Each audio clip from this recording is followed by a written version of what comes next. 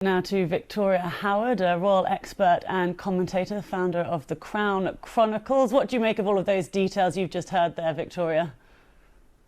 I think they're really interesting details. We're learning more about how Charles wanted to steer this very historic but also personal ceremony. But I still just want to know who's coming. And what they're wearing, probably.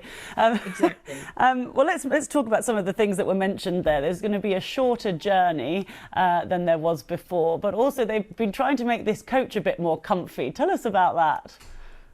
Well, the Gold State coach dates back to 1762, and it was originally intended to be made for George III's coronation, but they missed out on that by about 6 months because it was just such an ornate piece. It's made of wood, there's cherubs, there's tritons, there's painted panels across the whole thing, but it is notoriously uncomfortable. Of course, made in a time where really there wasn't that technological innovation to make some of these aspects a bit more comfortable. No That proper William suspension, IV basically, is there?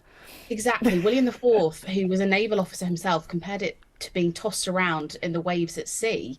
And George VI, for his own coronation, called it one of the most uncomfortable journeys of his life.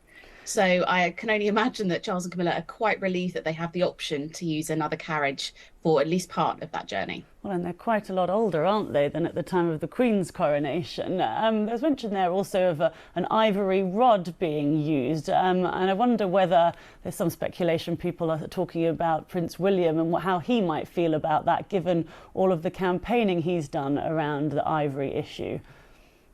Yeah, and this is something that has been raised before in a different way. So the royal family orders you see of Queen Elizabeth II, hers is a yellow ribbon with a portrait of the Queen on it that women wear. So Camilla has one, Kate also has one.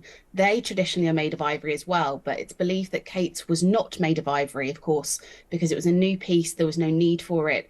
Elephants are, so endangered that it would be completely inappropriate.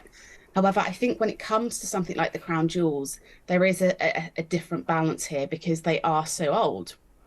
Some of these date back to the late 1600s, Charles II and James II's reigns.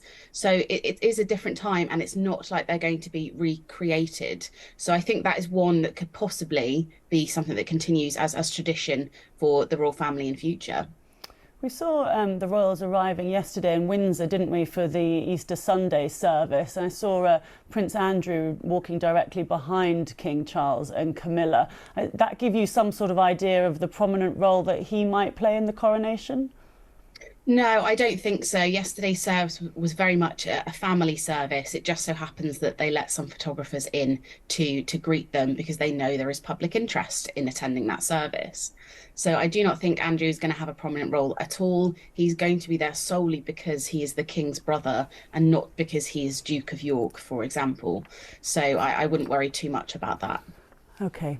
Thank you very much for talking to us, Victoria Howard, royal commentator. Thank you.